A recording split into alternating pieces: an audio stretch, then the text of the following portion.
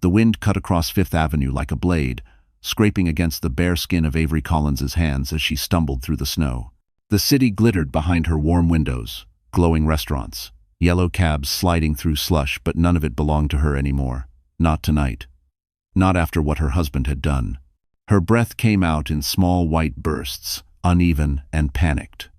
7 months pregnant, she held her belly as if the tiny life inside might slip away if she let go. The thin sweater she'd thrown on before being shoved out the door was soaked, the fabric stiffening with ice. Manhattan was cruel in winter, but nothing was as cruel as the man who'd locked the door behind her without blinking. Shane's voice still rang in her ears. "Take your trash with you, and don't come back." Then the slam. Then silence. She had no phone. No wallet. No ID. Shane had taken all of it, claiming she didn't deserve a cent after the fake DNA test his mistress had forged. Avery hadn't even understood what was happening until the door hit her shoulder, and she found herself standing in the hallway barefoot, her breath shaking, her future collapsing. Now she was on Fifth Avenue, where designer coats brushed past her, and no one stopped long enough to notice the trembling, pregnant woman drowning in cold. A woman who once believed in love. A woman whose world had been stolen in one night. The snow thickened. Her fingers felt numb, then weightless. The ache in her lower stomach sharpened too sharp. She pressed her palm there, whispering, "Please, not now. Please, hold on." She tried to keep moving, tried to reach the corner where a faint yellow light from a bodega blinked through the storm, but her legs buckled. The sidewalk rushed toward her face. A bitter metallic taste filled her mouth as she caught herself on her hands, gasping. Her vision blurred. She blinked hard. Through the haze, she saw a towering glass building rising above the snow like a mountain of light. Whitmore Tower. She recognized it from passing buses, from glossy business magazines and hotel lobbies.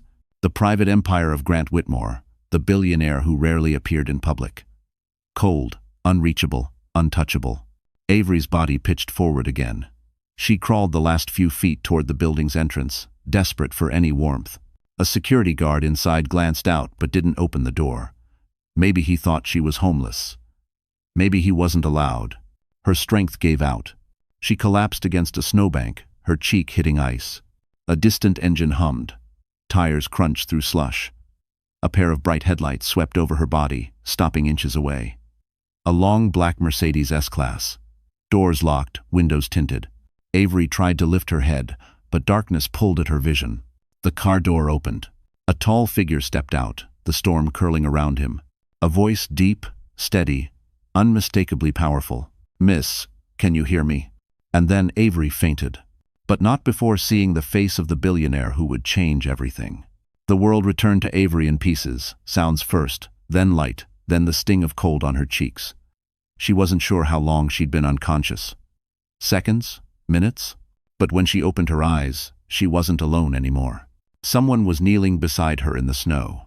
The first thing she saw was the tailored sleeve of a dark wool coat, expensive, immaculate.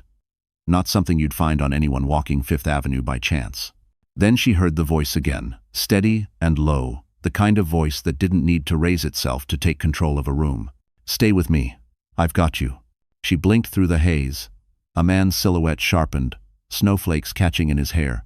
His face was striking clean lines, strong jaw, the quiet authority of someone who made impossible decisions every day. But what stunned her most was the look in his eyes. Concern. Real concern. No one had looked at Avery that way in months. He pressed 2 fingers gently to her wrist, checking her pulse. "Can you speak? What's your name?" Avery. She whispered, her voice barely a thread.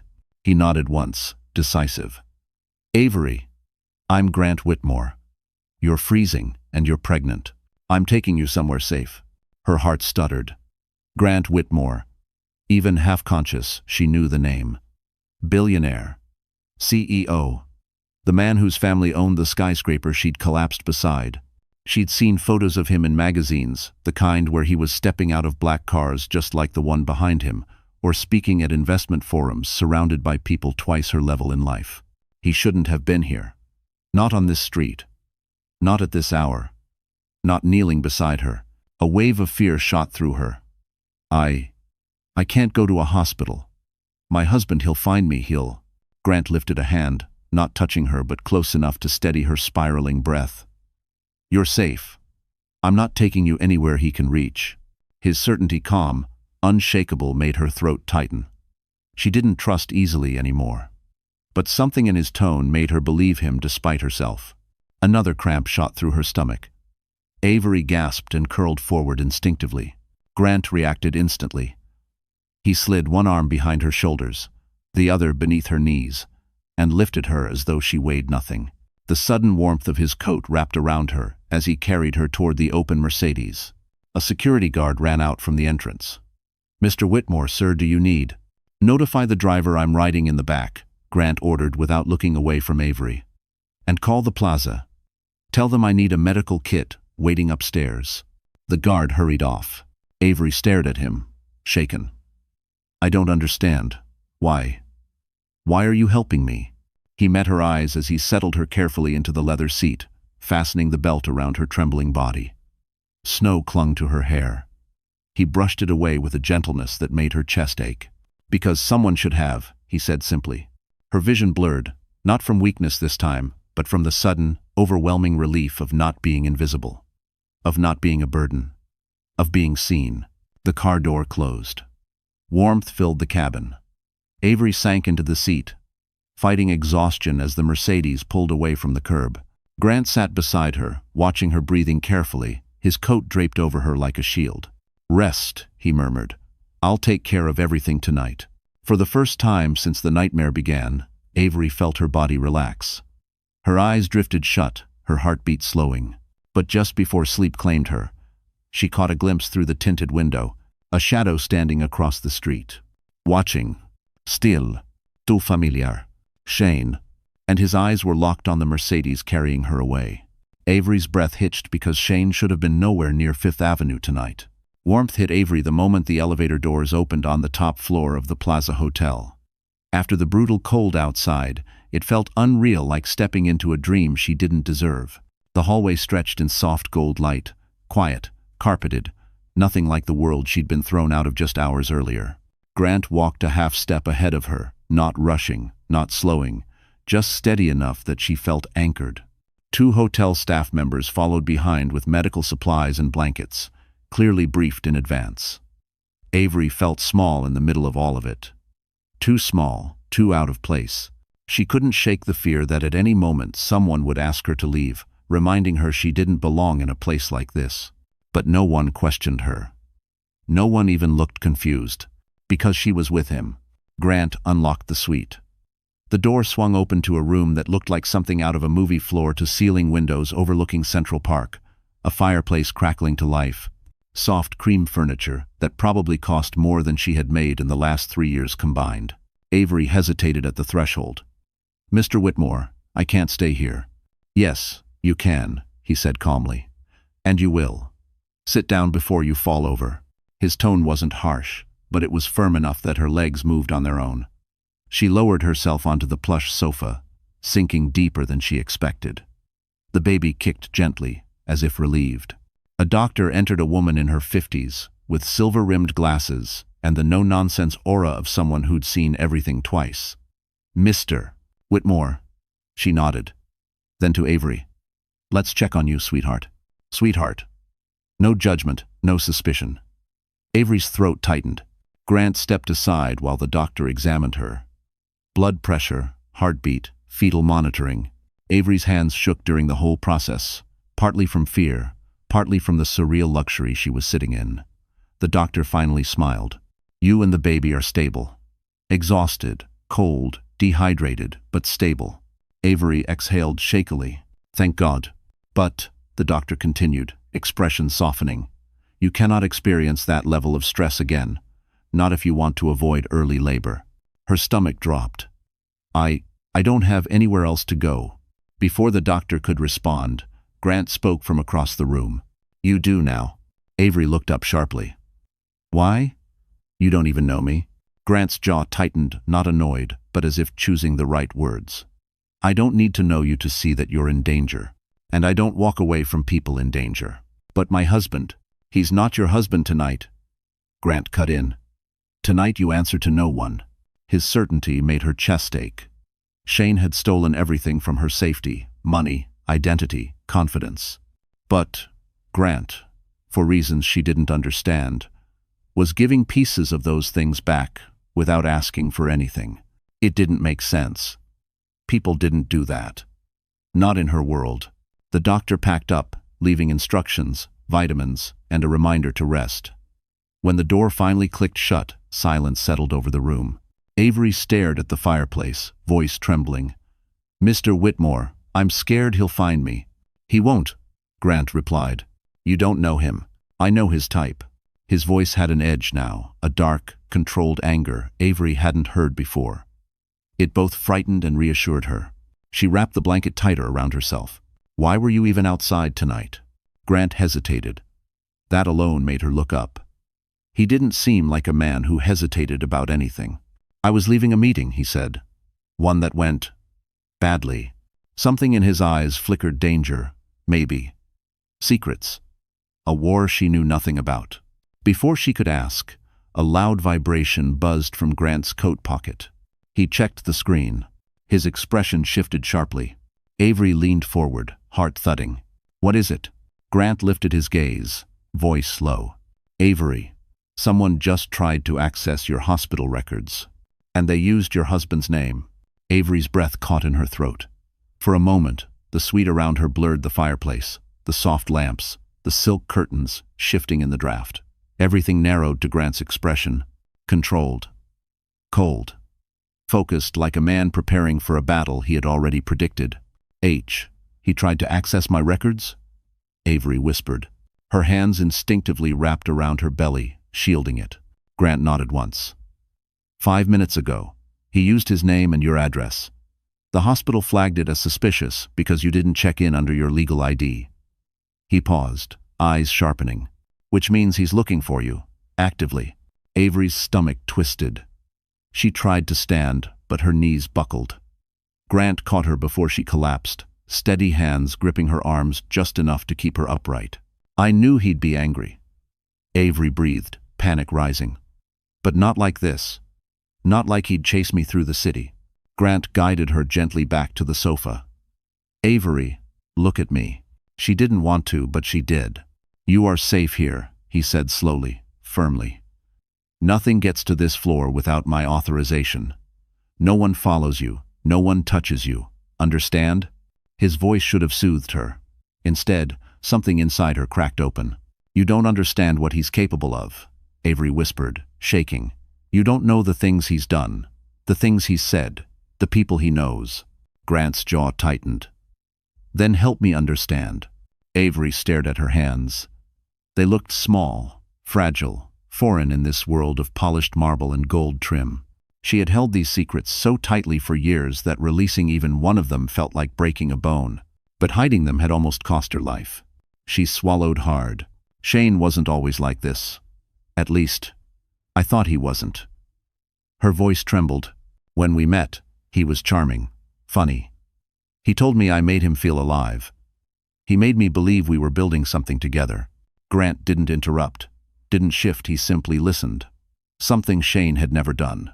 "But after we got married, everything changed. He stopped working, started gambling, started disappearing for days." She rubbed her forehead, tears stinging her eyes. "He racked up debts with people who don't forgive easily. He said they'd come after us both if I didn't help him." Grant's brow lowered. "Did they?" Avery nodded. "One night a man came to our building. He pounded on the door, shouting Shane's name. I begged Shane to pay what he owed. He told me it was my fault for making him stressed." Her breath shook. "He said I owed him loyalty, that I had to stand by him no matter what." Grant's face darkened, a shadow crossing his features. "And then," Avery whispered, "when I got pregnant, everything got worse." Grant leaned forward. "What did he do?" Her voice broke. "He said I was trapping him, that I was trying to get child support money out of him. Then his mistress convinced him the baby wasn't his. They made a fake DNA test. A fake one, Grant." She clutched the blanket. "And he believed her. He believed her so easily. He told me the baby was a mistake, and so was I." The words hung in the air like smoke. Grant's fists curled at his sides. Avery, none of that is your fault. But Avery wasn't finished. She inhaled shakily, the next admission so heavy she almost couldn't lift it. Tonight, she whispered. When he threw me out, he told me if I ever tried to leave him for real, he'd make sure I disappeared. Grant froze. A long, chilling silence filled the suite. Then, slowly, he stood, every inch of him controlled fury wrapped in expensive wool. He walked to the window, staring down at the glowing city, as if calculating every danger it held. Avery, he said without turning. There's something you need to know. She swallowed. What? Grant finally faced her. That man watching the car earlier tonight, he wasn't alone. There were 2 others with him, and they weren't there by accident. Avery felt the heat from the fireplace drain out of her body all at once. 2 others? Watching? She wrapped her arms around herself, suddenly feeling exposed despite the luxurious suite. Despite the safety Grant insisted she had. Nothing felt safe anymore. Grant walked back toward her with slow, deliberate steps. When I carried you into the car, I scanned the street. At first, I thought Shane was alone. But a second man stepped out from a parked sedan. Then a third leaned against the building across the road. Avery's breathing hitched. What? What did they look like? Hard men, Grant answered. Not neighbors, not co-workers. Men who don't mind trouble. She pressed a hand to her chest, fighting a rising wave of panic. Shane doesn't know people like that. He can't. He can, Grant cut in. And he does. Avery flinched at the certainty in his voice. Grant sat across from her, elbows resting on his knees. I've dealt with enough corporate extortion and failed partnerships to recognize hired muscle when I see it. Those men were watching the building not for me, but for you. The room swayed slightly. She steadied herself against the arm of the couch. That can't be right, Avery whispered. Shane never had money for something like that. He couldn't even pay rent. Grant's jaw tightened. Men who owe the wrong people money don't need cash to owe favors. They just need fear. Avery shivered. The memory resurfaced, shouting at the door months ago, the pounding fists, the threats she never fully understood. She'd convinced herself it was a one-time scare. But now the truth sharpened like a blade. Shane owes someone, she said softly. Someone dangerous. Grant didn't reply. He didn't need to. Avery leaned back, tears pricking her eyes. Why is he doing this? Why not just let me go? He threw me out, Grant. He made it very clear he didn't want me. Grant studied her with a calm intensity she couldn't decipher. Some men don't care who they hurt as long as they stay in control. And if someone he owes wants leverage, a pregnant wife is leverage. Her chest tightened painfully. Me? Lever. Yes, Grant said, no hesitation. A tremor ran through Avery. So they'll come here? They'll come looking? Eventually, Grant admitted. But they can't get into this hotel without triggering 5 levels of security. And even if they did, they wouldn't make it farther than the elevator. His confidence was a lifeline she clung to, but fear still crawled under her skin. I don't want anyone hurt because of me, she whispered. Grant's eyes softened just enough to remind her he wasn't a machine built out of steel and strategy. Avery, you being here isn't causing danger. It's revealing danger that was already following you. That truth stung. He leaned back slightly. You need to rest. Tomorrow, I'll speak to someone who can help. Someone who handles situations like this quietly. Her brows knit. Who? A former federal contact, Grant said. He doesn't work for the government anymore. But he owes me favors. Avery swallowed. This is too much. You shouldn't. Avery, Grant interrupted, voice low but steady. I don't help people halfway. If I protect someone, I protect them completely. Han. His certainty sent an unfamiliar warmth through her, one that had nothing to do with the fireplace. But just as the quiet settled, a sharp knock echoed from the suite door. Avery jerked upright. Grant's gaze snapped toward the entryway, every muscle going still. A second knock. Harder. Not polite. Not hesitant. Avery's pulse thundered. Grant, who is that? Grant stood slowly, every inch of him shifting into quiet readiness. I don't know, he said. The third knock wasn't a knock at all. It was a fist pounding with force. And then a voice came through the door, low, male, and unmistakably one she had heard before. The pounding on the door echoed through the suite, vibrating through Avery's bones. The voice that followed, rough, slurred, unmistakably familiar, froze her blood. "Avery, I know you're in there. Open the damn door." Shane. Her lungs seized. She clutched the blanket so tightly it nearly tore. How had he found her? Grant had said the hotel was secure. He'd said no one could reach this floor. But Shane's voice was unmistakably real, just feet away, inches of wood between them. Grant raised a hand, signaling her to stay silent. His posture shifted, calm, rigid, the stillness of a man who had walked into storms before. He stepped toward the door, not opening it, simply standing close enough to listen. Another heavy blow rattled the frame. "Avery, you think you can hide from me? You think that billionaire can protect you?" The contempt dripping from Shane's voice made Avery flinch as if struck. Grant's eyes flicked toward her. "Don't move," he whispered. Avery nodded, unable to speak. Her heart hammered against her ribs, each beat a burst of fear. She felt the baby shift inside her, unsettled by her panic.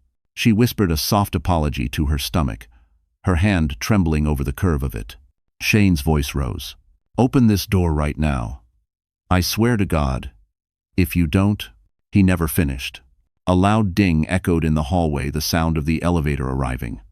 Footsteps. Sharp, clipped, purposeful. Shane cursed under his breath. A second voice joined him, a low, authoritative tone. "Sir, step away from the door. Hotel security." Avery sagged into the couch with a shaky breath, but the relief didn't last. "Do you know who I am?" Shane snapped. "That's my wife in there. That man took her." "Luz." Grant's jaw clenched so hard a muscle ticked in his cheek. Avery bit down on her lip until she tasted blood. The security officer responded coolly. "This is the private suite of Mr. Grant Whitmore. If you do not step back, I'll be forced to escort you out." Shane barked a bitter laugh. "Whitmore? Oh, that's rich. You think he's some kind of hero? He's nothing but..." "Sir," the guard cut in, voice sharpening. "You need to lower your voice." A pause. Heavy breathing. Avery pictured Shane's face red, wild-eyed, sweating anger and desperation. He always escalated when challenged. Always. Grant motioned toward the balcony door. "Avery, come here." Her legs wobbled, but she obeyed. He didn't want her near the entrance, didn't want Shane to hear her breathing or crying through the wood. "You're safe," Grant murmured. "Security is handling it." But Avery's fear spiraled. "He won't stop," she whispered. "He'll follow me everywhere. He always does. And if he has people with him." Grant placed a hand lightly on her shoulder. It wasn't romantic. It was grounding, like an anchor thrown into a storm. "He's not getting past that hallway. I promise." The muffled argument outside escalated. "I'm not leaving without her," Shane shouted. "You are leaving," the guard countered. "Or we will call NYPD."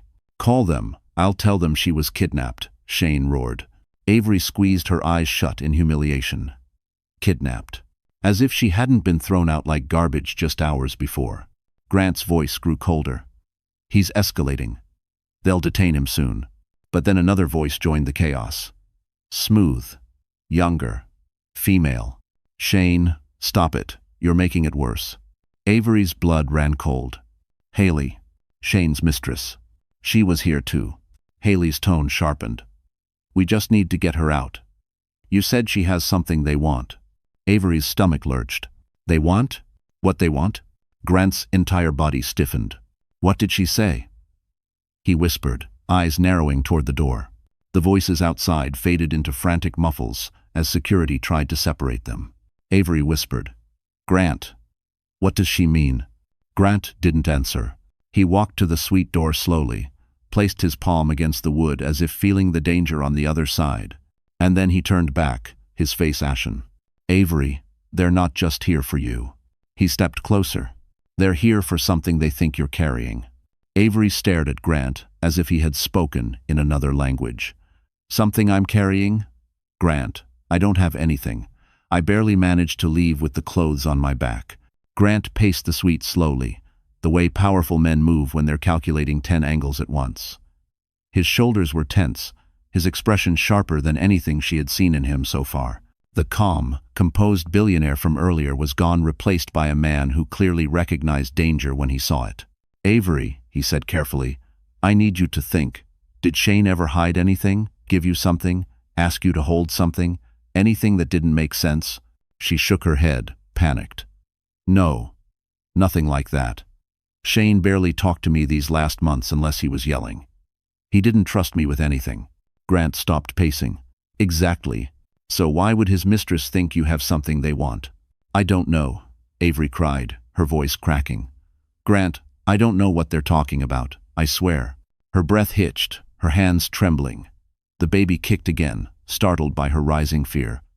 Grant immediately knelt in front of her, his hands hovering near her knees without touching. "Take a breath," he said softly. "Slow, in through your nose." She followed his rhythm, her chest gradually loosening. When she steadied, Grant rose and retrieved a glass of water. She sipped, her mind spiraling. Why would Shane chase her across Manhattan?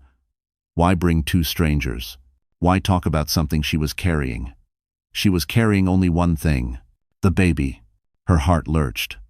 "Grant, do you think they're talking about the baby?" Grant froze mid-step. His eyes darkened. "If they are, then this is worse than I thought." Avery's breath stopped. "Worse? How?" Grant sank into the chair across from her. "Men who owe money sometimes offer collateral. Sometimes willingly. Sometimes not." He looked away for a moment. Jaw clenched. "A child can be very valuable to the wrong people." Avery felt the room tilt. He wouldn't do something like that. Shane's awful, but he wouldn't." Grant met her eyes, unflinching. "You told me he said he'd make you disappear. A man who says that is capable of almost anything." "Ho!" Her stomach twisted violently. She clutched her belly, as if shielding her unborn child from the idea alone. "No. No, Grant. He can't take my baby, he can't." "He won't," Grant said firmly, leaning forward. "I won't allow it." But fear still clawed at her ribs. "Then why does he think I have something? What else could it be?" Grant exhaled slowly, like the answer weighed 1,000 pounds. "Shane's debts aren't small. If he's working with people who traffic information, money, or leverage, it's possible he hid something without knowing exactly where he left it. Or who touched it." Avery blinked, confused. "What does that mean?" "Sometimes criminals panic," Grant explained. "They shove something into a drawer, a bag, a jacket pocket, anything. Then later they misremember who handled it." Avery's breath caught. Her jacket. Her old winter jacket, the one she'd grabbed before Shane shoved her out, was still on her when Grant found her. She thought it was empty. She thought it had nothing. But suddenly an image flashed through her mind. Shane 2 weeks ago, tossing her jacket onto the bed after angrily rummaging through his own pockets, a folded envelope falling out. Him snatching it back before she could see what was inside. Her heart pounded. "Grant, he used my jacket. He put something in it once." "Nah." Grant's eyes sharpened. "What kind of something?" I don't know. An envelope. White, thick. He grabbed it before I could see." Grant stood instantly. "Where's the jacket?" Avery looked toward the suite's bedroom. "In the closet," she whispered. Grant moved before she finished the sentence. Avery followed slowly, dread crawling up her spine. Grant opened the closet door, sifted through the blankets and clothes she'd been wrapped in.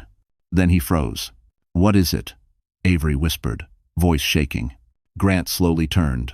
In his hand was the jacket, and sticking out of the inner pocket was the corner of a sealed envelope with a blood-red insignia. Avery had never seen before.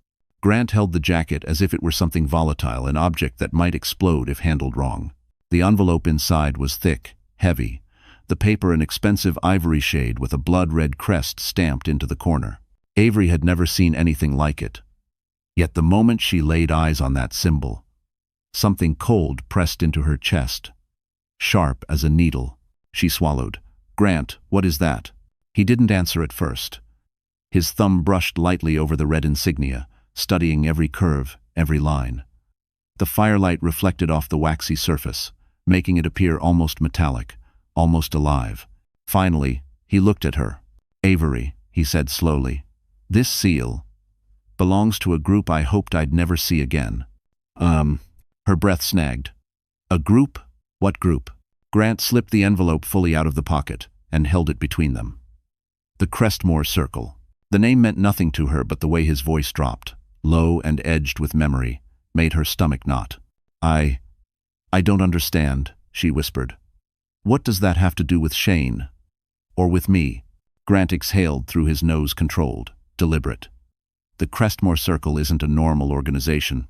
They operate in the shadows. High-risk deals. Money that moves quietly.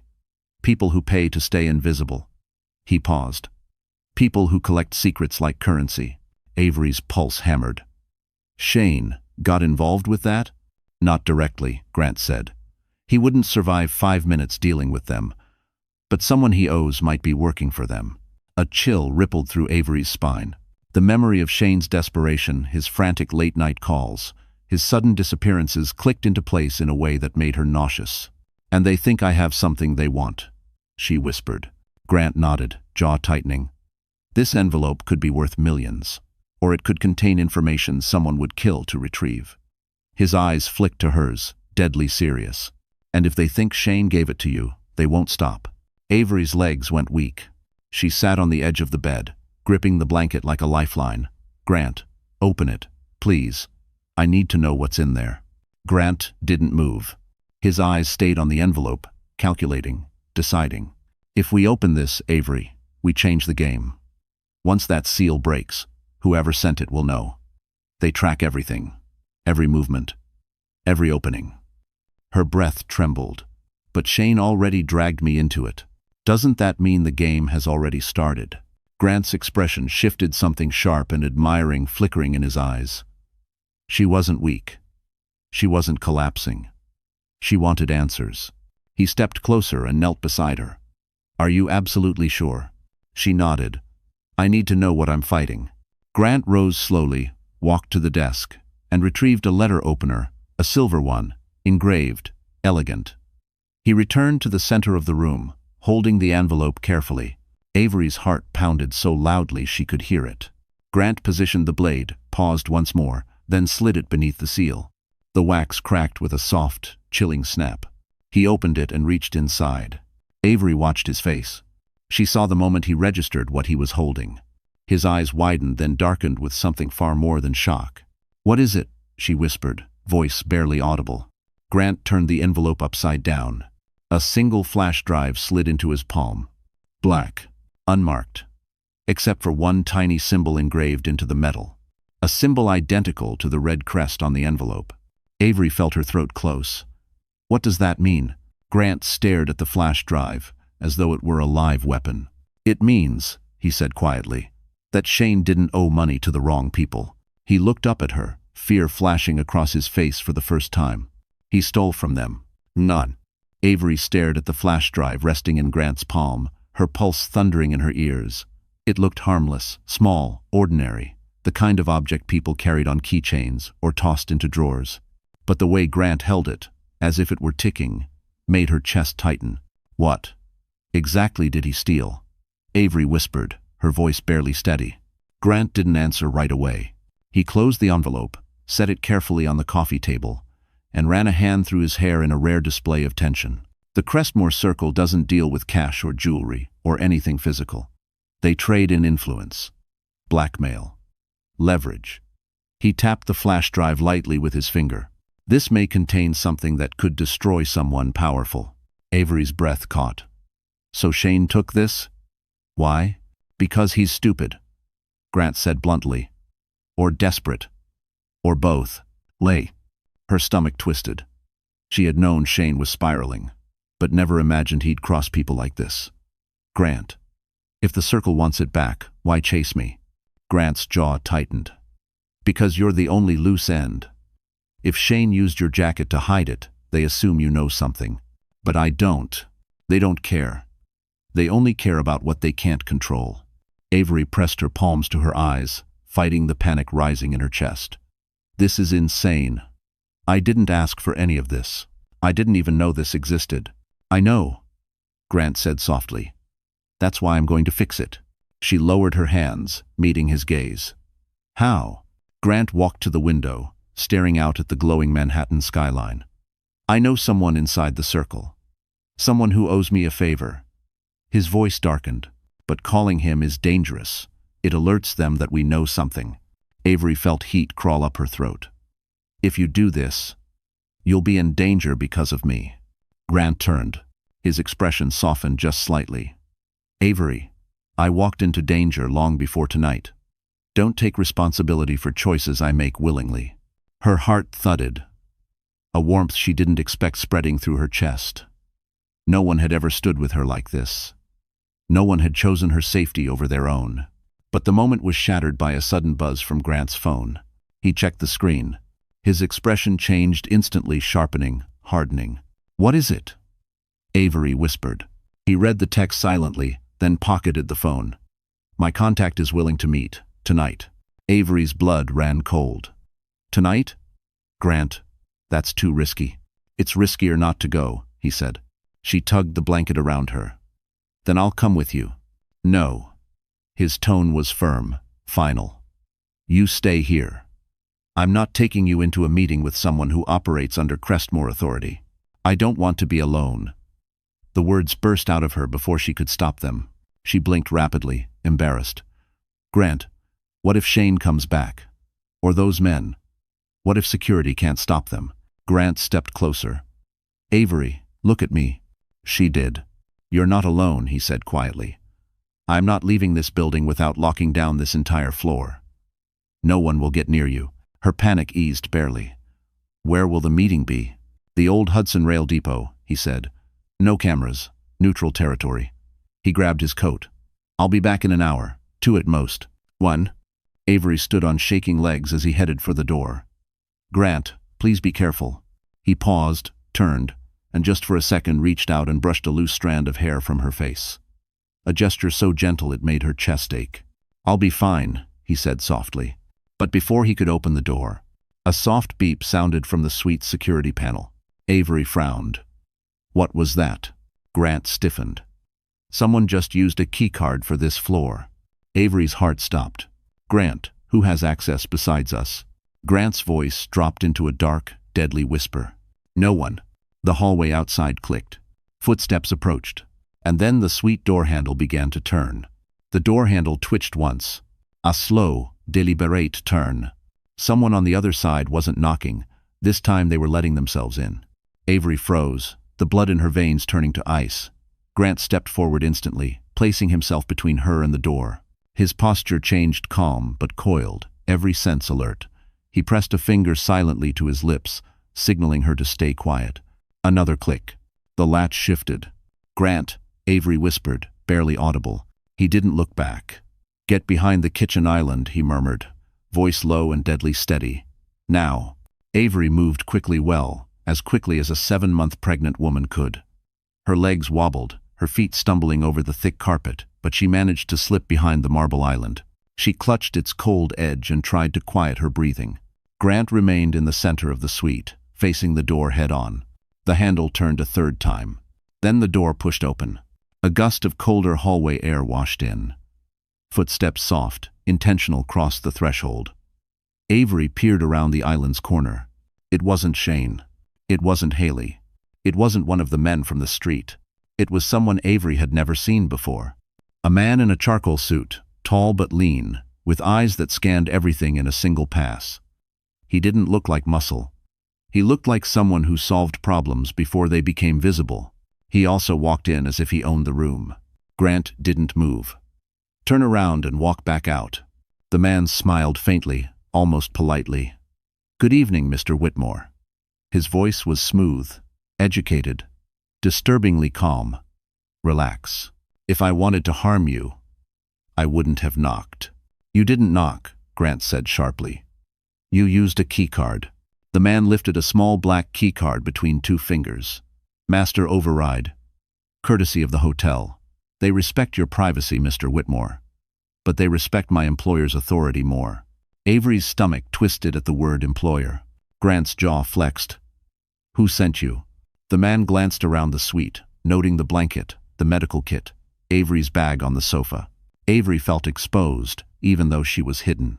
Your problem, the man said finally, is not who sent me. It's who's coming next if we don't handle this appropriately.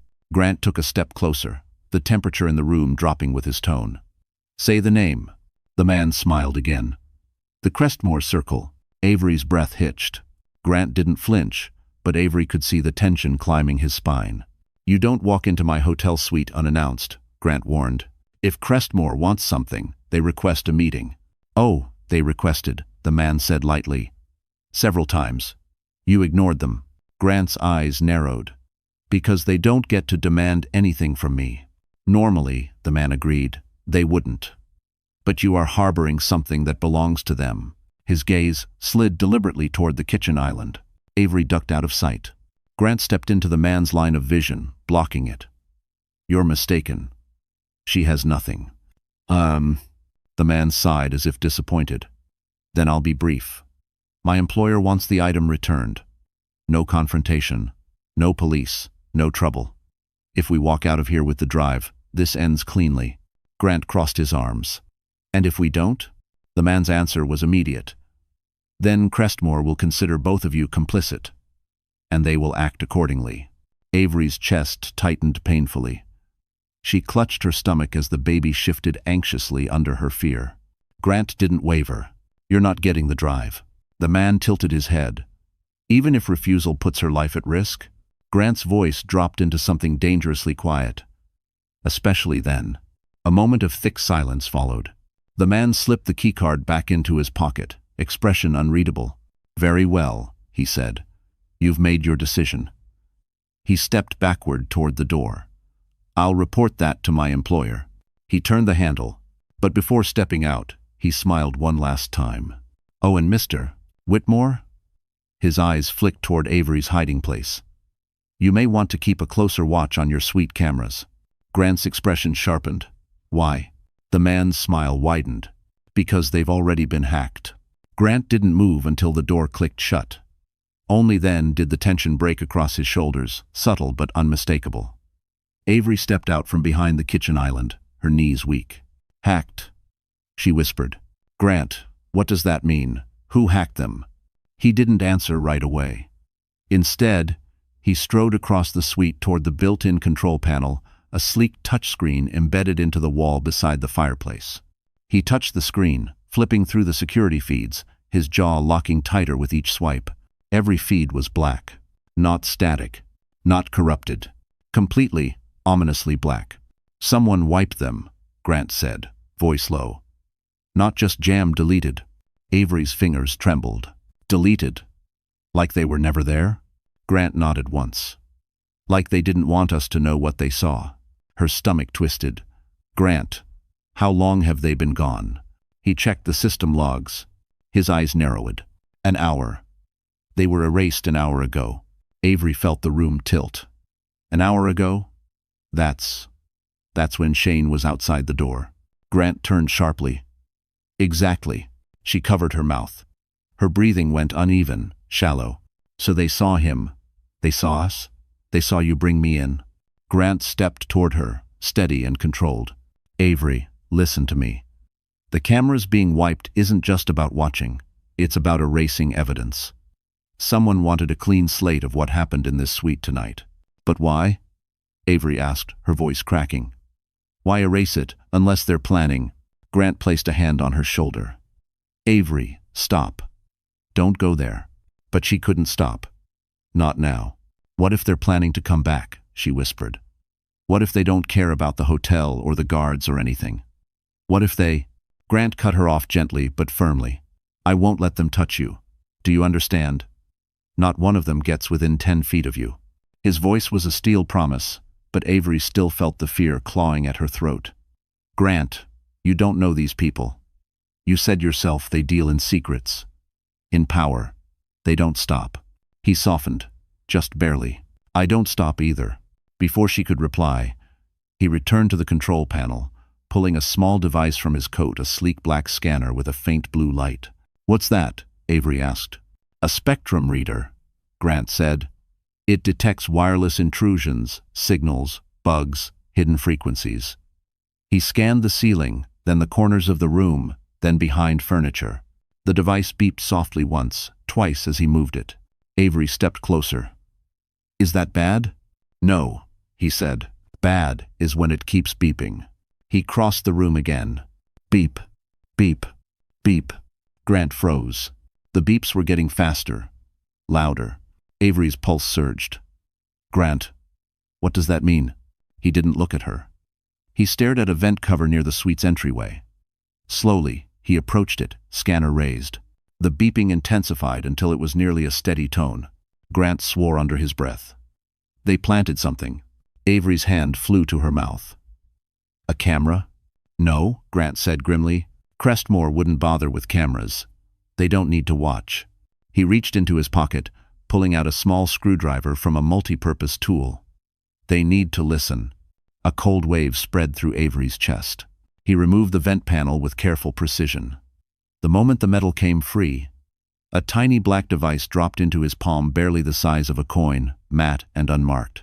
A listening device. Avery stepped back, horrified. "Oh my God! How long has that been there?" Grant inspected the device. "Long enough." She felt her heartbeat skip. "Grant, did they hear everything? About the flash drive? About where it is?" Grant didn't answer. He didn't have to. The silence told her everything. But then, his phone buzzed again. One message, from an unknown number. Grant's face drained of color as he read it. Avery whispered, "What does it say?" He slowly turned the phone so she could see. 6 words. Cold. Precise. Terrifying. "We know what the girl carries." Avery stared at the glowing screen, as if the words might rearrange themselves into something less terrifying. "We know what the girl carries." Her breath fluttered, thin and broken, a sound too small for the fear tearing through her chest. "Grant, what do they mean?" she whispered. Grant didn't answer immediately. He locked the phone, slipped it into his pocket, and turned toward her slowly, too slowly. That alone told her how serious this was. Grant Whitmore was not a man who hesitated. He was a man who acted, who moved, who controlled. But right now, even he seemed shaken. "Avery," he said quietly, "we need to leave the hotel." Her heart lurched. "Leave? But this is the safest place." It was. His voice was steady, but laced with something darker. "Not anymore. If they were able to plant listening devices and hack the cameras, then they have access to places they shouldn't. The hotel compromised a keycard for that man. That means Crestmore is pulling strings at a level I didn't expect." Avery felt dizzy. "Where do we go?" "A secure location," Grant said. "One I control entirely. Not a hotel, not a rented property. Somewhere no one gets into without my say. But if we leave, won't Shane try again? Won't those men follow us?" Grant moved closer, placing his hands gently but firmly on her arms. "Avery, listen to me. Staying here is more dangerous than walking out. Crestmore doesn't warn people. If they sent that message..." He paused. She swallowed. "Grant, tell me. It means they're done playing." Her chest tightened. "So what do we do?" Grant's gaze sharpened. "We move now." He released her and crossed the suite with purposeful strides, grabbing his coat, securing the flash drive in an inner pocket, and switching off the suite lights. The room fell into dim shadows lit only by the glow from the window overlooking Central Park. He turned back to her. "You can walk?" "Yes," Avery whispered, though her legs trembled. Grant extended a hand, not forceful, not assuming, just steady. She took it, and his fingers closed around hers, grounding her enough to stand. "Stay behind me," he murmured. "No matter what." The elevator ride felt endless. Each floor dinged too loudly, each second stretched painfully long. Avery kept one hand on her belly, the other clinging to the railing, breathing in slow, shallow pulses. When the doors slid open into the private garage beneath the plaza, cold air rushed, in a different kind of cold than the Fifth Avenue storm. This cold carried tension, silence, shadows. Grant scanned the area with the alertness of someone trained for threats. "Stay close." He guided Avery toward his black Mercedes. The driver, an older man with silver hair and a sharp gaze, stepped out immediately. "Sir," he greeted. "I received your instructions." "Good," Grant said. "We're leaving. No delays, no stops. You know the route." "Yes, sir." Avery slid into the back seat as Grant helped her, his touch gentle but hurried. He took the seat beside her rather than the front, a signal he wanted eyes on her, not the road. The car pulled out of the garage, easing into the service lane beneath the hotel. For a moment, Avery let herself breathe. Let herself imagine they might get away before Crestmore made its next move. Then the driver's voice cut through the air. "Mr. Whitmore," he said tightly, "we have a tail." Avery's heart slammed against her ribs. "A tail? As in someone's following us?" Grant leaned forward. "How many?" The driver's eyes flicked to the rearview mirror. "One car, no headlights, keeping distance." Grant muttered a curse under his breath. "Crestmore." Avery felt the baby shift anxiously under her panic. "What do they want, Grant?" Grant reached for her hand, his grip firm. "They want what Shane stole, and they think you know where it leads." Her stomach knotted. "But I don't know anything. They don't believe that," Grant said. The driver's voice sharpened. "Sir, they're accelerating." Avery turned her head just enough to see a pair of shadowed headlights closing in behind them, silent and predatory. The Mercedes picked up speed. The other car matched it. Grant's voice dropped into a deadly calm she'd never heard from him before. "Avery," he said softly, "don't panic." "My." She looked at him with wide, trembling eyes. "Why? What's happening?" He squeezed her hand once. Then he answered, "Because they're trying to force us off the road." The Mercedes lurched forward as the driver pressed harder on the accelerator. Avery gripped the seatbelt across her belly with both trembling hands. Fear pulsed in her throat so sharply she could barely breathe. Outside, Manhattan blurred into streaks of silver streetlights and dark winter shadows. Grant leaned slightly toward the front. "Stay on the service route. Don't hit the main roads." "Yes, sir," the driver replied, voice tense. Avery glanced through the rear windshield. The trailing car stayed close, too close, gliding behind them like a shark beneath water. Its headlights were off, its windows tinted dark enough to swallow faces whole. "They're gaining," Avery whispered. Grant's jaw locked. "Stay low," he said, gently pushing her down behind the seat line. "If they try to hit us, I want you out of the line of impact." Her heartbeat thundered. "Grant, why are they doing this? Why chase us?" "They already know we have the flash drive. That's why they can't let us leave," he said. "That flash drive may contain something even their own members aren't allowed to see." The car jerked right as the driver swerved around a delivery van. Avery nearly slid off the seat. Grant grabbed her waist, steadying her. "You're okay," he breathed, voice right in her ear. "I've got you." Her eyes stung at the calm in his tone. Even now during a chase, he sounded like the only stable thing in the world. The driver cut through an intersection, skidding slightly on a patch of ice. Horns blared. A taxi driver shouted something obscene, but the shadow car behind them stayed locked onto their bumper. Grant leaned forward. "Take the underpass. They won't risk losing control on the slope." "Yes, Seer." 1. They dove into the dim tunnel beneath the old rail lines. Darkness swallowed them for a moment before the tunnel lights flickered overhead, cold, white, strobing. Avery peeked over the seat. The pursuing car followed. Her pulse nearly stopped. "They're not backing off," she whispered. Grant's eyes hardened. "Then they're desperate."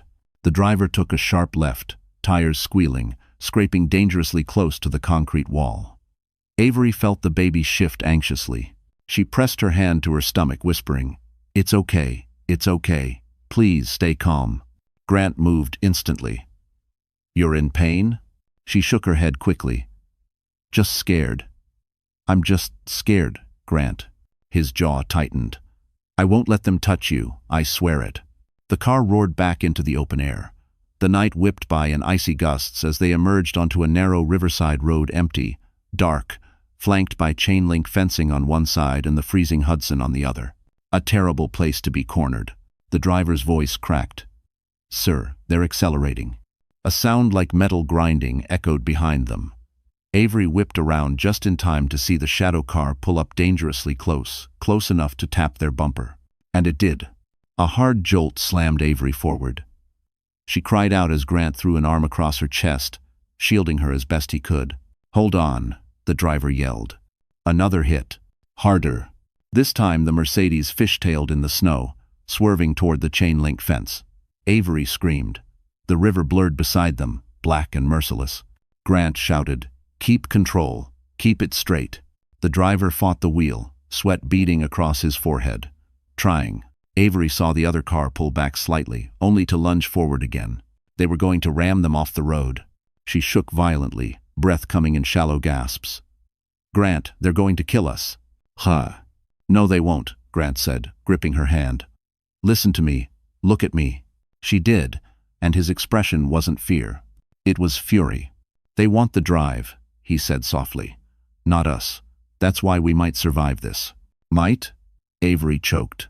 But before Grant could answer, the driver shouted, "Sir." "They're coming up on the right." Avery turned just in time to see the shadow car pull alongside them, windows rolling down, a silhouette leaning out, holding something metallic. Grant's face dropped. "No," he whispered. "Not this." Avery's voice cracked. "What is it?" Grant grabbed her shoulders. "Avery, get down." Because the man leaning out the window was pointing a gun straight at them, and his finger was already pulling the trigger. The crack of the gunshot tore through the night, sharp, violent, echoing across the frozen Hudson. Avery felt the air split beside her ear. She dropped instantly, hands covering her belly, breath bursting from her lungs in a terrified sob. Glass shattered. Grant lunged sideways, throwing his body across hers just as the back window exploded inward. Cold wind and glittering shards rained over them like a burst of ice. The Mercedes jerked violently as the driver swerved, tires screeching across the slick pavement. "Down, Avery!" Grant's voice roared over the chaos. "Stay down, don't look up." But Avery couldn't stop herself. Instinct forced her to glance toward the other car. The gunman was already lining up another shot. The muzzle flashed. Another bullet slammed into the side of the car, inches above Grant's shoulder. Avery screamed. The baby rolled sharply inside her, reacting to the thunder of fear pounding through her bloodstream. The driver yelled, "Sir, I can't outrun them on this road. It's too narrow." Grant's voice was stone. "Then don't outrun them. Outsmart them." The driver's jaw tightened as he gripped the wheel. On it. The shadow car lunged closer, trying to force their angle. The gunman steadied himself against the window frame, preparing a third shot, one that would undoubtedly hit its mark. "Grant," Avery cried. "He's going to kill us." Grant turned, eyes sweeping the road ahead, the river to their left, a chain-link fence to their right, and a long stretch of empty asphalt heading toward a distant underpass. "Avery, listen to me," he said, gripping her chin gently, forcing her eyes to his. "I need you to stay as low as you can. Cover your head. Protect your stomach. Do you hear me?" She nodded, tears streaming. "Grant, I'm scared." "I know. I'm right here." His voice softened for a heartbeat. "I'm not letting anything happen to you." The shadow car surged forward again. "Driver," Grant barked. "On my word, brake." Avery's eyes widened. "Brake? We'll crash. Live." Grant didn't look at her. His focus was on the approaching curve in the road. "Trust me." The driver swallowed hard. "Ready." The gunman aimed directly through the shattered back window. The barrel glinted under the streetlights. Grant's voice dropped to a whisper. "Now." The Mercedes slammed its brakes. A jolt shot through Avery's body as the car lurched violently. The shadow car wasn't ready. Momentum carried it forward too fast, too close. It swerved, skidding out of alignment. The gunman lost balance, his arm jerking upward. The bullet fired, but it ricocheted off the guardrail instead of hitting the Mercedes. Grant shouted, "Accelerate." The Mercedes shot forward again, leaving the shadow car fishtailing behind them. For a moment, just a moment, Avery thought they'd escaped. But the shadow car recovered. With a roar of its engine, it surged forward once more. "Grant," she cried. "They're not stopping." "La." "I know," he said, already calculating again, eyes fixed on the road ahead. The driver yelled, "There's a tunnel coming up. We can lose them in there." "No," Grant snapped. "Too easy to trap us. They'll box us in." "Then what?" the driver demanded. Grant didn't answer. Because up ahead, something else appeared through the swirling snow, a fork in the road, unlit, unmapped, leading toward a darker stretch hugging the riverbank. A maintenance route. Narrow, dangerous, rarely used. "Take the left," Grant ordered. "That road isn't cleared," the driver shot back. "Take it." The Mercedes veered sharply left.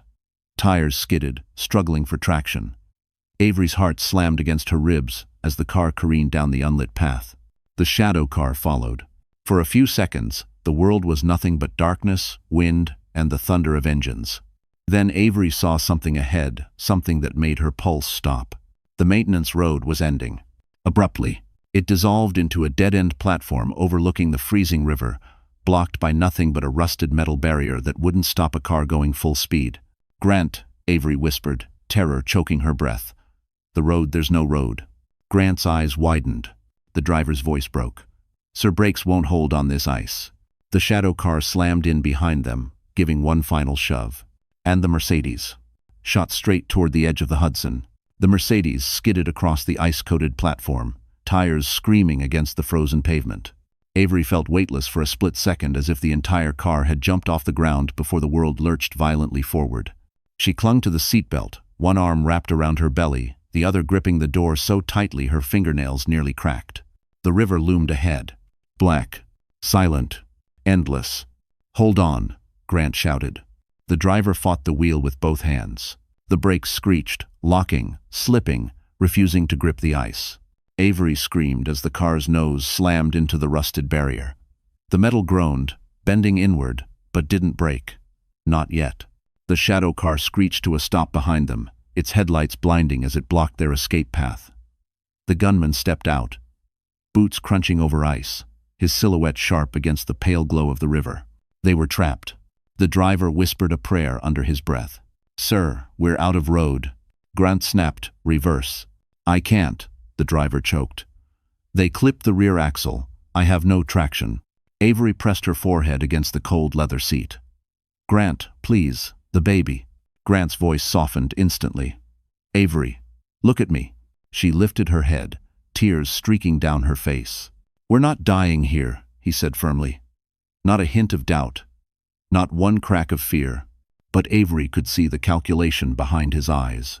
The realization, the danger closing in too fast. Outside, the gunman raised his weapon again. Grant threw himself across Avery as the shot rang out, this one punching through the driver's side mirror, shattering it into glittering pieces. The driver ducked. "Sir, they're not trying to scare us anymore." "I know," Grant growled. The gunman took a slow step forward. Then another. Another.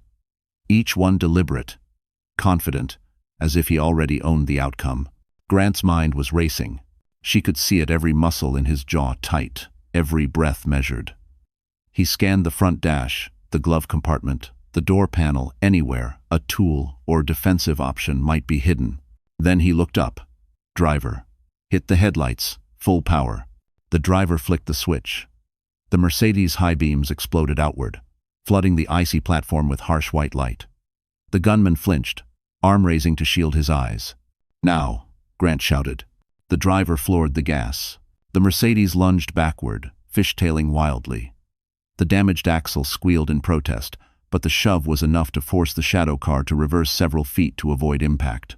For a brief moment, the path opened, but only for a moment. A second car rolled in from the dark side of the maintenance road. Avery's stomach dropped. "There's more," she whispered. "Grant, there's more of them."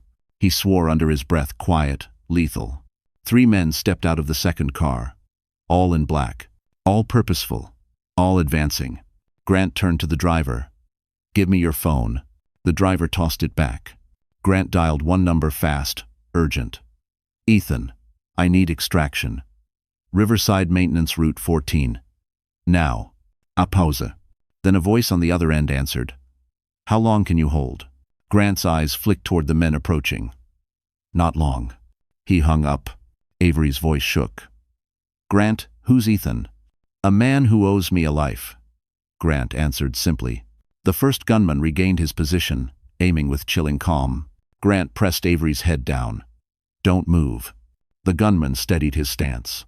Grant tensed. Avery prayed. The gunman's finger tightened on the trigger. And then, from somewhere deep in the darkness behind them, came the roar of an engine. A powerful one. Fast. Aggressive. Closing in. Grant's eyes widened. The gunman turned. Headlights exploded through the blackness. A new vehicle burst onto the platform and slammed straight into the armed men with terrifying force. The impact shook the entire platform.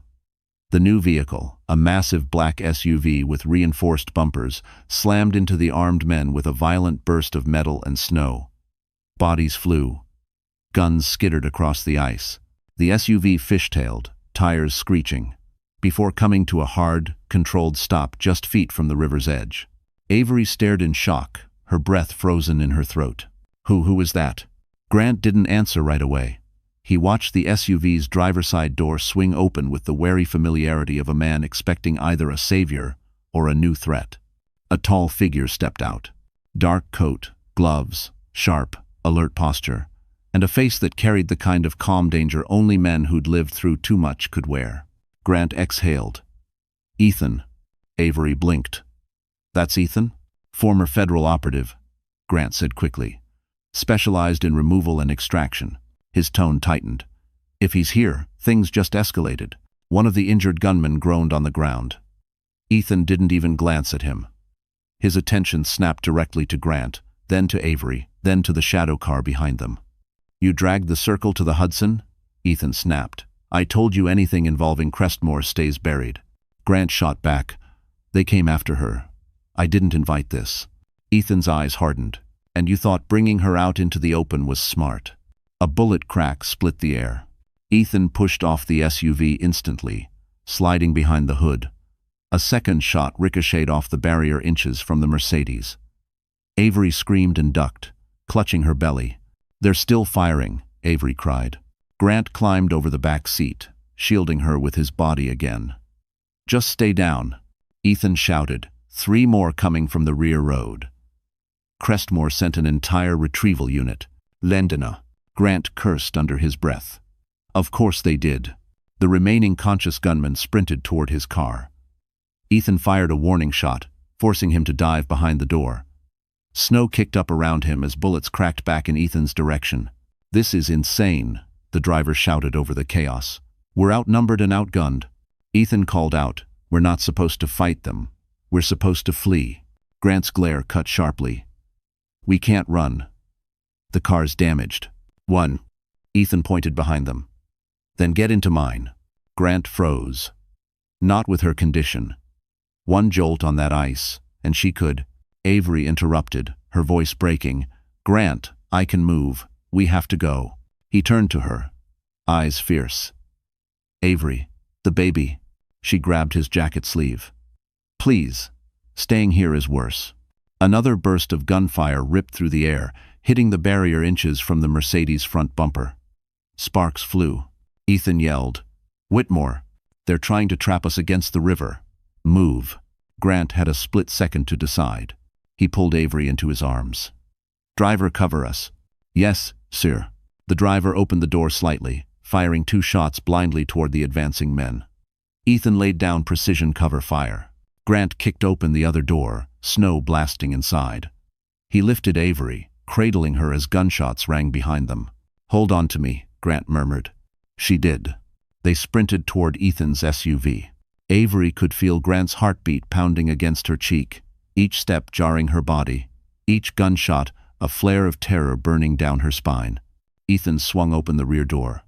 "Get her in fast." Grant slid Avery inside, then jumped in after her. Ethan dove into the driver's seat and slammed the door shut. Bullets cracked across the SUV's armor. "Seat belts," Ethan barked. Grant buckled Avery in, his hands shaking slightly, something she'd never seen from him. The engine roared. Ethan slammed the accelerator.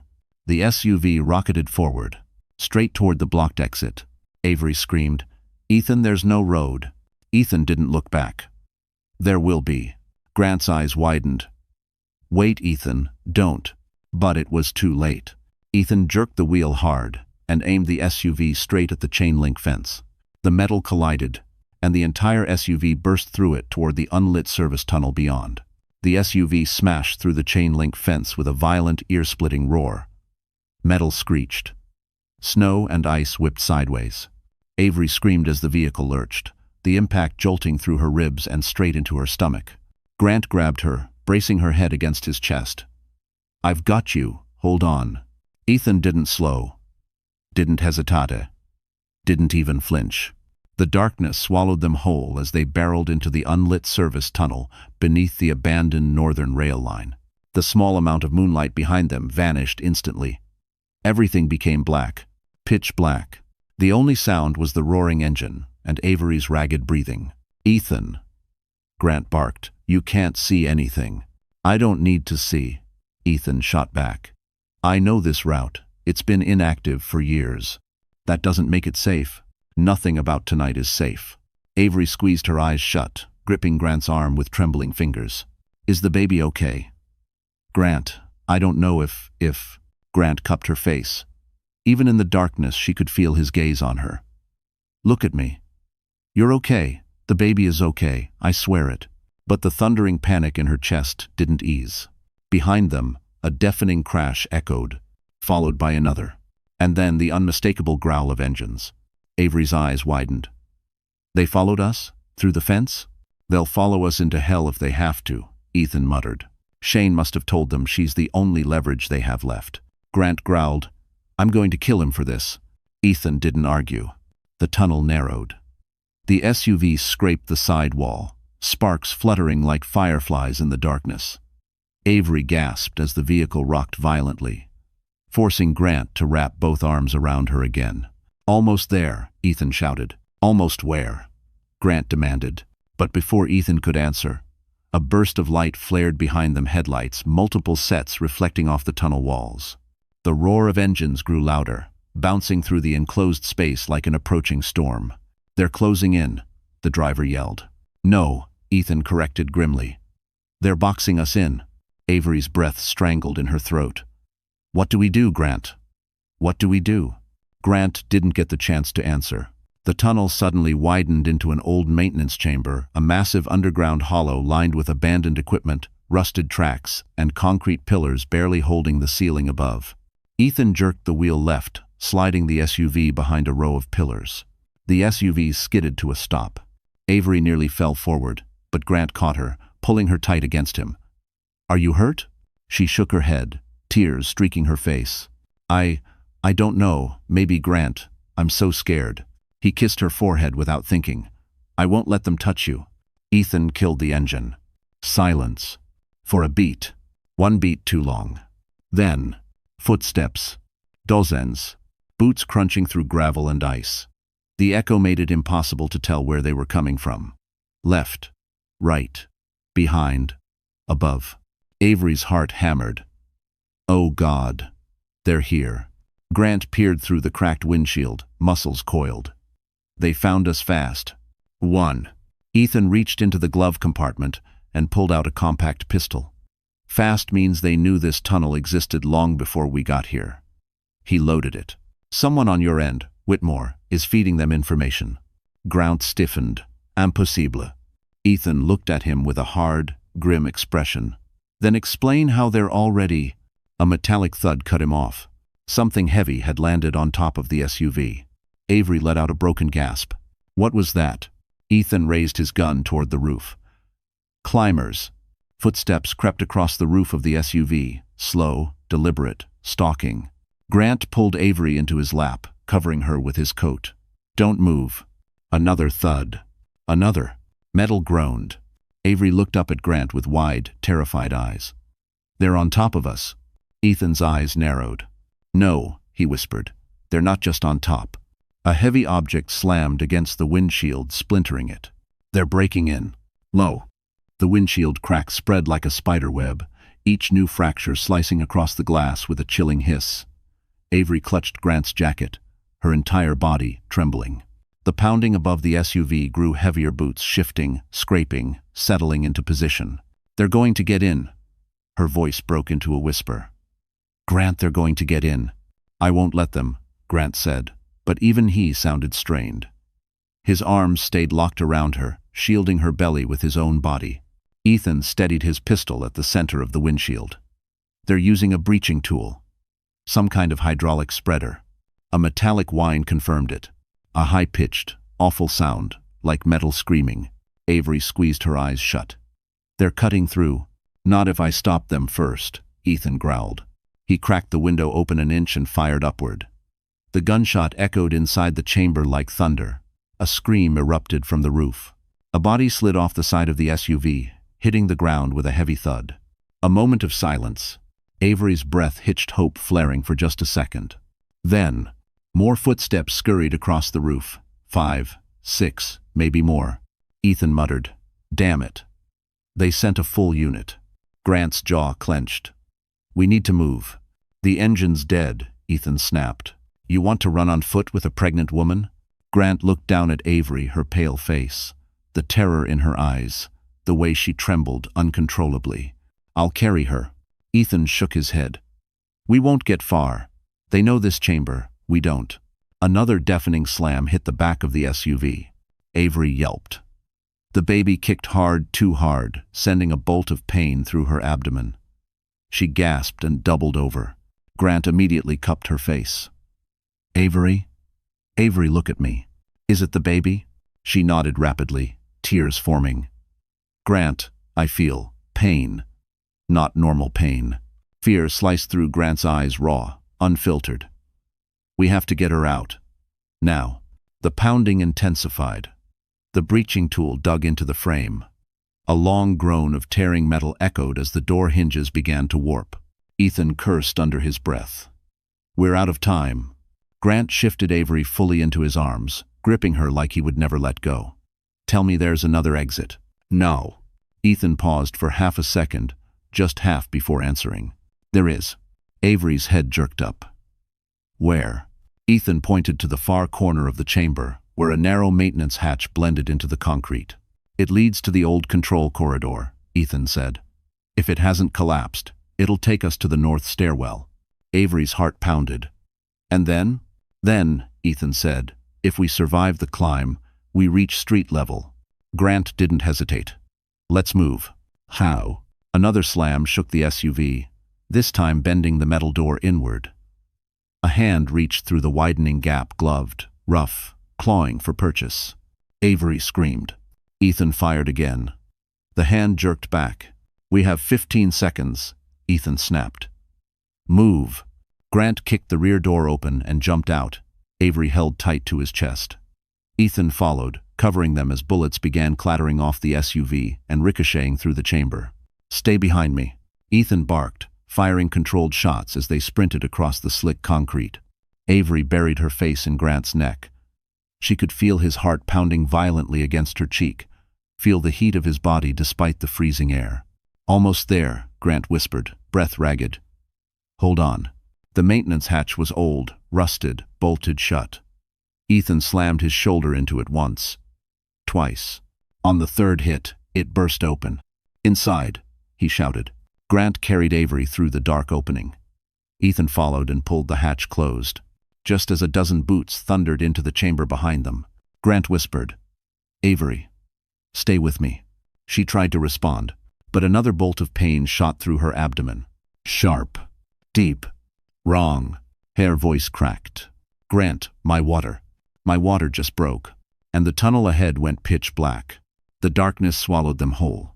Avery's cry echoed through the narrow corridor, thin and raw, cutting straight into Grant's chest. He felt her grip tighten around his coat as another wave of pain rippled through her body. "Grant, something's wrong, my water." Her voice trembled, breaking into panic. "It broke. I think I'm going into labor." Grant's blood ran cold. Not here. Not now. Not in a collapsing maintenance tunnel with armed men chasing them. He adjusted his hold on her, pulling her closer. "Avery, listen to me," deep breaths. "Slow. You're going to be okay." But she shook her head violently, tears streaming down her cheeks. "This can't be happening. I can't. I'm not ready. The baby's not ready." Ethan swung his flashlight on, the beam slicing a narrow path through the dark. The walls were tight, concrete flaking, metal pipes rattling with every footstep. "We have to keep moving," he said sharply. "They're right behind us." "Hell." As if in response, faint shouts echoed from the chamber they'd escaped. Boots, dozens of them, getting closer. Avery whimpered. "Grant, it hurts. It hurts so much." Grant's throat tightened. He kissed the top of her head quick, fierce, raw. I know, sweetheart. Hold on to me." Ethan moved ahead, flashlight searching frantically. The corridor should open into the old control station. From there, we climb. Climb? Grant snapped. She's going into labor. 1. It's either climb, Ethan growled, or get caught. The tunnel shuddered as a blast echoed behind them, the sound of the breaching team tearing through the hatch. Avery cried out, burying her face against Grant's neck. He tightened his hold around her. Move, Ethan. They hurried through the narrow passage, their footsteps splashing through shallow puddles. Another spasm tore through Avery's abdomen. She gasped, her breath hitching. Grant, something's happening. I can't, my legs. Grant stopped instantly, lowering her to the ground with controlled urgency. Talk to me. How far apart are the contractions? I don't know, every few minutes, oh God. She arched forward, gripping his sleeves with shaking fingers. It hurts, Grant, it really hurts. Ethan cursed under his breath. We don't have time. Grant shot him a deadly glare. We're not leaving her behind. I'm not saying leave her, Ethan replied. I'm saying the circle is 20 seconds away from this corridor. A gunshot cracked behind them. Concrete dust rained from the ceiling. Avery let out a terrified sob. Grant lifted her again, ignoring the pain shooting through his own muscles. Which way, Ethan? Ethan sprinted ahead and pointed to a metal ladder bolted to the wall. It led up into a shaft of darkness. Here. Up this. Grant stared. She can't climb. She doesn't have to, Ethan said, pulling a rope from his belt. Tie her to you. I'll cover from below. Another contraction ripped through Avery. She screamed against Grant's shoulder. He flinched, her pain hitting him like a physical blow. Avery, breathe. Just breathe for me. You're so strong. We're almost out. Ethan fired toward the corridor entrance. Shadows moved. Footsteps thundered. Grant, now, Ethan barked. Grant secured the rope around his torso, then wrapped his arms around Avery's waist. I've got you, he whispered into her hair. I'm going to get you out of here, I swear it. He stepped onto the ladder. The entire structure creaked under their combined weight. The shaft was narrow, cold, smelling of rust and old machinery. Below them, Ethan kept firing each shot, buying them only seconds. Avery whimpered, her nails digging into Grant's jacket. Grant, I don't think I can. Yes, you can, he whispered fiercely. You and our baby are going to live. But halfway up the ladder, a bullet ricocheted off the metal just inches from Grant's boot. He froze. Avery gasped. Ethan shouted up the shaft. Grant, move. They're coming up the ladder. Grant looked down. A masked man was already grabbing the first rung. He looked up at Avery and kept climbing. Grant kept climbing. The ladder shook violently beneath them as the masked man gained ground, each metal rung groaning with the weight of another life threatening to pull them down. Avery clung to Grant's shoulders, her breath coming in sharp, broken gasps. Her contractions tightened again, stronger, harder, stealing her voice. Grant, she choked out. I don't think I can hold on. Yes, you can, he whispered fiercely. I'm right here. Avery, look at me, just me. She lifted trembling eyes to meet his. Even in the darkness, his expression radiated something unbreakable. Determination, rage, hope, a vow. Below them, Ethan fired upward one last time before the gun clicked empty. Grant, he shouted, move, I'll slow them down. Grant climbed faster, muscles burning, breath ragged. Avery felt every jolt, every slip of his boot against the rung. She buried her face in his shoulder, tears soaking the fabric. The masked man was almost close enough to grab Grant's ankle, when a deafening alarm blared through the shaft. A booming, metallic voice followed. Emergency lockdown initiated. All access shafts sealing. Ethan yelled from below. Grant, the top hatch, open it now. Grant reached the hatch, just as metal shutters began grinding into place. He rammed his shoulder against it once, twice, until it flew open with a burst of freezing night air. The sky above was pale gray, trembling with the first signs of dawn. He hauled Avery through the opening, rolling her gently onto a snow-dusted rooftop. Ethan scrambled up behind them, yanking the hatch closed just as the masked man lunged upward from below. The metal shutter slammed down on the man's hand. A scream echoed through the shaft. Then silence. Avery burst into sobs, shock, exhaustion, pain, all crashing at once. Grant, I can't breathe. He gathered her into his arms, heart pounding. You're safe. You're safe now, Avery. I swear it. But she shook her head desperately. No, Grant, my contractions, they're too close. Something's wrong. Grant's face drained of color. Ethan knelt beside them, checking her pulse, pressing gently on her abdomen. She's in active labor. We need medical help immediately. Grant's voice cracked something Avery had never heard before. Call it in. Call everyone. Ethan did. Grant held Avery as sirens began rising in the distance. He stroked her hair, whispering, "Stay with me. Please stay with me," she cried through another contraction. "Grant, I'm scared." "I know," he whispered, resting his forehead against hers. "But you're the bravest woman I've ever met. And our daughter," his voice broke completely.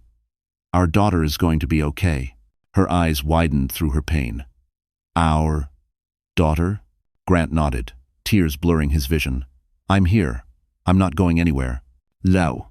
Lights flooded the rooftop as emergency teams arrived, paramedics rushing toward them. They lifted Avery carefully onto a stretcher. Grant stayed right beside her, holding her hand so tightly his knuckles went white. Hours later, Avery lay in a warm hospital room, dawn light spilling across her blanket. She was exhausted, weak, but alive. And in her arms, wrapped in a tiny pink hat, was a baby girl. Perfect, healthy, peaceful. Grant stood beside her, tears still clinging to his lashes. Avery looked up at him, voice barely a whisper. "She's beautiful." Grant smiled, a real, unguarded smile. Just like her mother. A soft knock sounded at the door. A police officer entered. "Mr. Whitmore, Crestmore's retrieval team has been arrested.